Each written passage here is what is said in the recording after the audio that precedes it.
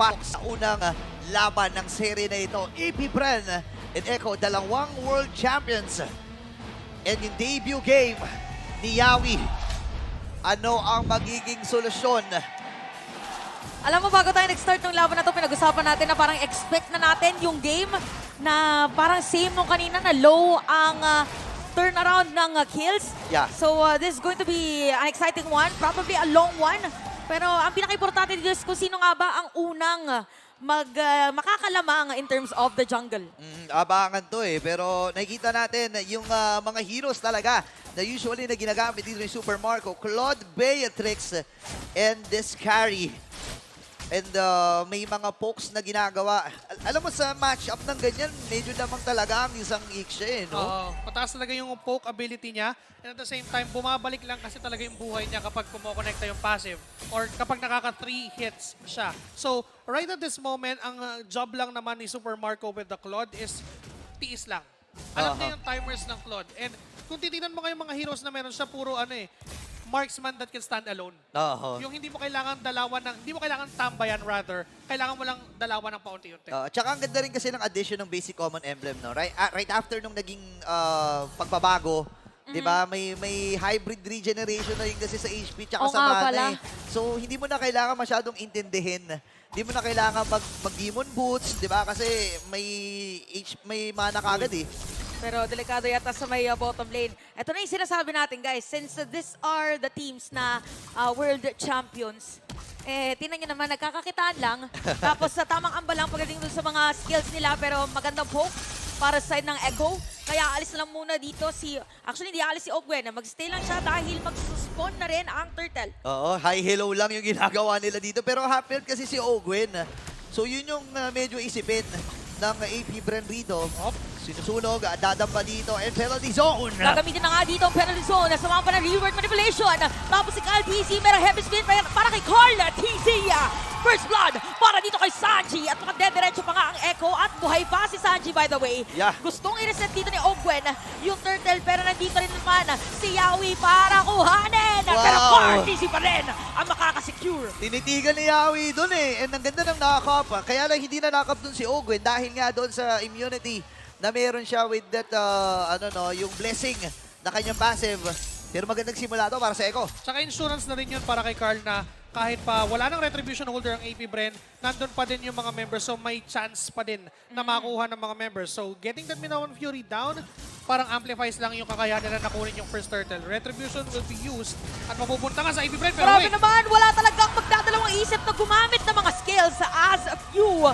Takes down Carl TZ at mukhang si Yawi naman ang target nila. Nandito si Ogwen kasama ni Kyle TZ at mukhang habol na rin si Sanji pero hindi na yata. Habol as a few will get another kill. From downtown, pero libre manipulation na gamit ni Sanji rito Grabe, mainit yung mga teams natin. Sanji naman ngayon, idol ng mga kids. Dalawa ang kanyang mapapatay. Nakaka 3-0 na si Pew dito and kung ikaw ay isang Novaria, gustong-gusto mo yung mga nangyayaring ganito.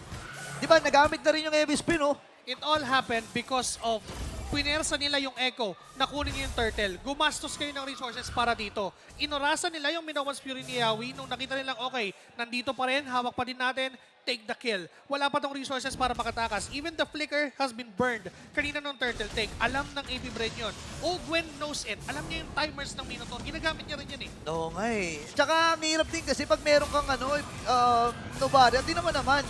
Kontrahan na talaga at alam pa nga yung pwesto dito ni Yawi. Makakatakas ba? Hinarangan pa na pader! Pero paggamit ng Minoan's Fury, pero yun lang din naman ay para makatakas. Pero gaya na sinabi ni Joshi Cakes, kailangan lang at pinipilit ng AP Bren na gamitin yung mga resources. Masisili pa nga dito si Sanford. Laban sa apat, nandito na si Sanji. Sumama pa ni Carl DZ. Pero penalty zone para sa kanila. Sino nga ba talaga makakakuha ng kill dito? Saktong-sakto doon sa may bandang dulo. Pero Carl DZ, may bawi lang din naman. Mamamatay din dito si Sanford. Ngayon, Flap DC wala siyang Pirago armor. Pwedeng i-burst. Nakupunan ng Echo ito. Okay na nakasilip din. Retry ay available. At si Carl makakuha noon. Grabe naman. Diretso pa rin. With that heavy spin, dalawa pa nga ang tatamaan doon. Hindi pa tapos. Carl TZ gets another kill. we've talked about this kanina pa. Watch out for the post-Lord dances. Hindi pa nga to Lord, Turtle pa lang. Alam ng Echo yung strength nila na hindi ngayon, okay, kanina binigay natin lahat for the Turtle, nawalan tayo right after that. So ngayon, tinipid nila pa unti-unti. Alam nila na kailangan pa nila yung mga ultimates na meron sila para makuha yung panalo doon. Yeah, and ang Echo ngayon masasabi natin na nasa magandang posisyon sila even though nalamang in terms of gold ang AP Brent. Kasi yung mga ganyan 200, 100, hindi naman super nagmamatter yan eh. So long as hindi namamatay si Benny Cutie, so long as hindi namamatay itong si Super Marco, goods pa rin sa kanila. Pero ang magandang balita kasi dito, maaga makakapag-skill si Few. And alam natin yung damage ng isang Nubare, yung mga pokes na meron siya. With 3-0-1, sitting in a 3-0-1 na KDA, i-expect na kagad natin yan eh. Tapos ang katapat pa niya doon sa may middle lane ay stationary din na hero. So parang sila yung magsasapulan. Oo. Pag nagkataon na difference nga lang is the range. Ayan, nakita naman natin ang range na pwedeng ibigay ng isang Navara. So medyo kalmado lang muna ulit. Yeah. Depende na kung makakakita tayo ng bigla ang flicker wild charge. Ayun, nagdo-double lane na dito si Super Marco eh. Sobrang confident na niya sa kanyang pag-ikot. At ngayon, speaking of pag-ikot, back sa Shield Unity, pagulong-gulong lang. Itong si Kyle TZ, Ogwen at Yawi, nagkukumustahan. Na-miss kasi ni Ogwen si Yawi. Oo, na-miss lang. Na-miss Pre. niya eh. Pre, dati dito tayo nag-ano. Oo, tagal natin Oh, dito. ito na yung sinasabi natin, flicker wild charge. Ogwen will set up a play. Kaya naman ngayon ang AP Bren, pwede pang dumiretso pero disiplina pa rin ang kanilang papairalin. Talagang clear lang na minion wave, double laning, tapos diretso punta sa ibang lanes. Second death na ito ni Sanji. Kailangan na niya mag-ingat ngayon. And ang ganda ng mga flicker wild charge dito ni Ogwen. Alam mo yun, parang out of nowhere, bigla na lang may tumatalon na bato.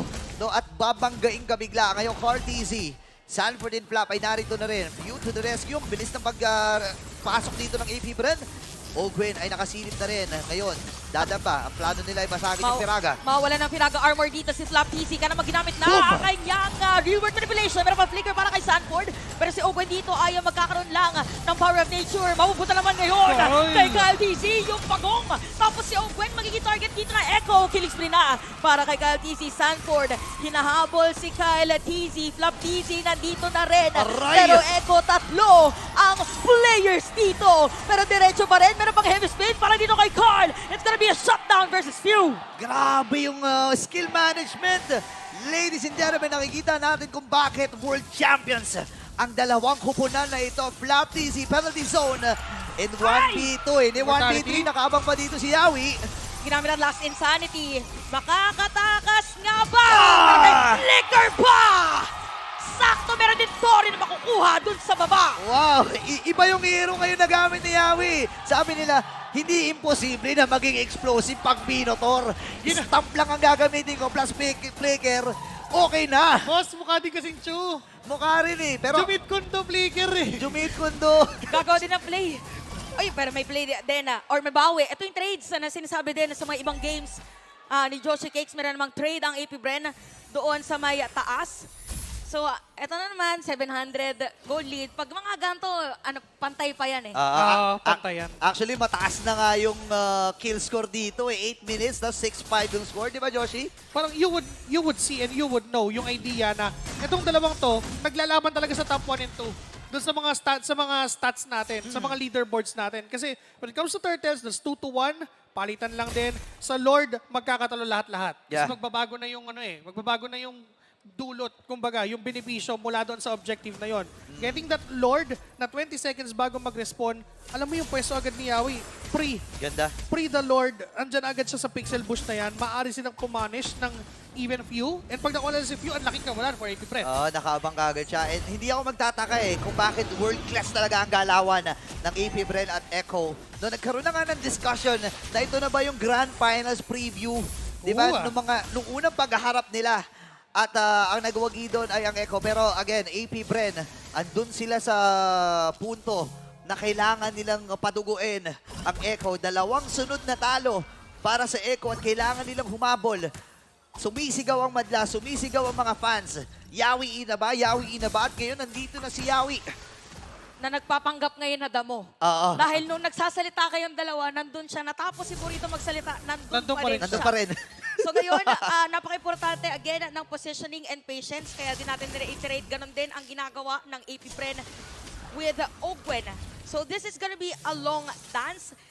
edge nga lang ngayon ng AP Bren is yung Grak na pwedeng pang-reset ng Lord. Yun nga eh. Tsaka ngayon si Yawi umalis na siya dun sa may damuhan. Papalit naman si Carl TC. Sabi niya, pre, ako naman duty dyan. Duty dun sa May damo shifting pala, no? Hindi kasi Shifting. naubos niya na yung damo doon. Eh, di ba baka siya? So, lumipat siya sa kabila. Oo, Naubos na. Oo. Kumakain pala ng damo yung panda. Okay. So 23k yung buhay ng Lord. Super Marco ay nandito na rin. 5 members mula sa AP Bren. Habang babakap na, Benny Cutie masyadong malayo. Gusto niya talaga na hindi magpakita rito. Sakit na si ano. Ramdam na natin si Super Marco. So, ito, nagtitipid lang din ang ating mga players at mga teams para gumamit ng mga skills. Pero kita natin ngayon ang damage ni Super Marco. So, BMI out para sa kanya. Kalahati na lang halos ang buhay ng Lord.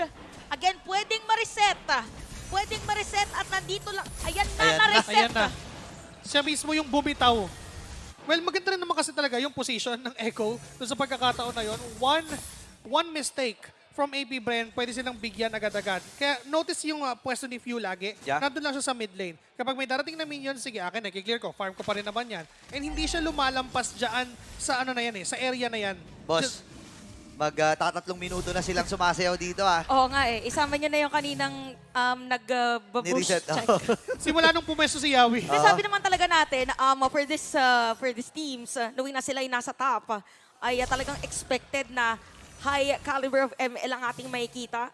More on objectives. Dapat dito yung mga bush pagka may tao parang gumagalaw pag may Yung nagtatago animation, Oo. no? Yung animation. Dapat special yung mapa nila eh. Yun nga eh. Tsaka makikita natin kung paano talaga mag-control ang AP Bren at Echo dito. Ngayon, hawak ng AP Bren. Pero alam nila kung kailan sila bibitaw doon sa Lord eh. And ngayon, aabot na sa pagiging luminous.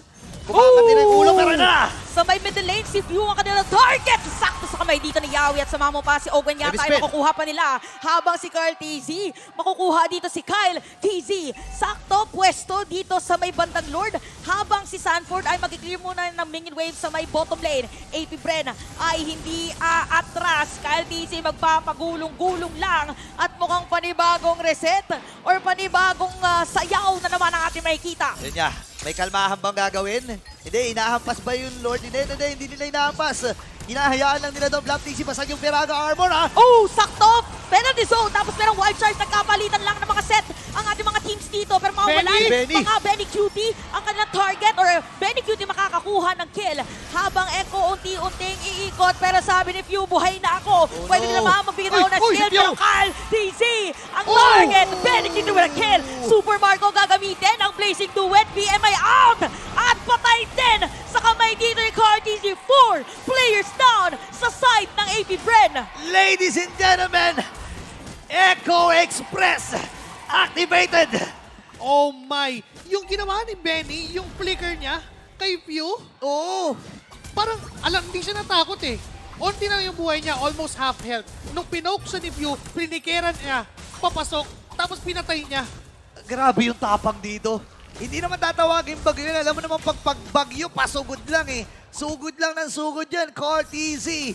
At ang buong kupunan ng Echo ngayon, lumulobo na ang kalamangan, 4.8k. Top lane ay mababasag din. May possibility na mabasag din yung bottom lane dahil Luminous Lord ito. Lahat ng makikita na ito ay susuruhin niya. Sanford, BMI out para kay Super Marco.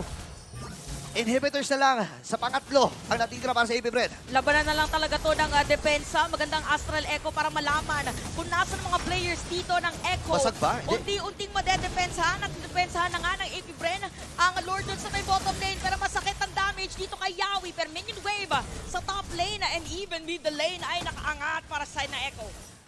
Grabe yung depensa dito ng AP Bren. Hindi pa rin sumusuko ang Hive. Pero dito sa mga items, ano na nga ba mga kapansin-pansin? Look at Benny Cutie's item. Lock item. Pero etong si Cloud, papunta naman na siya sa potential Wind of Nature. Maaari siyang sumabay doon sa likod habang nag-full barrage si Benny Cutie. But the thing is, hindi na tayo nakatingin sa execution eh. Sa position na rin. Diba? Oh, yeah. Kasi hindi lang basta-basta nagbibitaw ng skill yung action ni Benny Cutie. Pumipwesto rin. So kung yung technical na thing na pwedeng puntahan ni Super Marco sa likod, ang aabutan niya doon hindi si Benny Cutie. Uy, teka lang. walang ibos si Flap Parang iikutan yata mga lahating buhay ni Sanford at tapos diretso naman, Real World Manipulation, Benny. Super Marco! Halos wala na buhay doon! Sakto to, makukuha niya si Yawi. Tapos naman, diretso full barrage Barrage! para kay Benny Cutie. Bawian lang para sa mga gold laners for both AP Bren and Echo. Wow, Yawi ang mamamatay. Sa kabilang kubo na naman is si Splap. Ngayon, mahaba-haba pa naman ang oras para mabuhay yung next na Lord ng ating game. Pero hawak pa rin ng Echo ang kalamangan.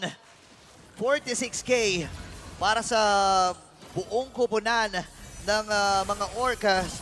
Pero grabe yung grabe yung pagsisikap ng AP Bren na humabol doon sa mga nagiging teamfight na sineset up dito ng Echo. Pero laging may bawi ang Echo eh. Parang yung expected nila na makikita sila ng Novaria ni Few. So okay lang, magpapakita natin talaga kami, haharap na kami. Hindi na kami magtatago pa. Oh, sakto, di ba? Lahat ng Astral Echo, parang 4, 5. Wala pa kills eh, wala pa kills eh. Yung tinatamaan. So, probably for AP Brand dito, maganda yung ginagawa nila by the way. Kasi yung posisyon ni Ogwen, tsaka ni Super Marco. Uy, sa top. Si Pero may Sanford, mga biglaang palikong tricks. Ayan na makikita Aray ko natin sa CCTV. Uy, BMI. BMI out. So, ano nga ba ang nangyayari ngayon kay Sanford dahil nag-aagawan lang din naman. May Teka. maririnig tayong conceal para tumakas. Meron pang Astral Echo. So, ang dami nangyari, pero poke lang yun. Oo nga eh. Wala namatay doon. Joke lang yun eh. Wala pang hindi pa yun. Nasa ano pa tayo? Nasa climax na. Pero hindi pa yun talaga yung game ending. Ngayon, 33K yung buhay ng Lord. Lalapit na naman ang kupunan ng Echo rito. Pero ang ganda ng ginagawa ni Super Marco ha. Flow lang siya Nagpakita siya ng doon. flow sa itaas. Pero may idea ang Echo na kulang ang kupunan ng AP Bren. Pwede silang gumo dito dahil nagpakita na kasi Super Marco. Pero mukhang, tinan mo din yung ginagawa ni Carl. Hindi niya inaatake yung Lord. Di napas. Oh, pero wait, makikita magsakit ng damage Aray ko. dito ni Few kay Sanji right on spot. Kumakate. So ang ginagawa ngayon ng AP Bren is inaangat na Lemming in wave kaya unti-unti na nilang paliliitin din ang mapa ng Echo. So Basag. 22K ang buhay ngayon ng Lord at medyo aaray din doon sa damage ni Sanji si Owen. Oo, ang titibay na itong mga TC na Flickers. to May mga Carl flickers. TC at si Kyle. Black TC lumalapit din. Nandun yung mga folks. Hahatakin.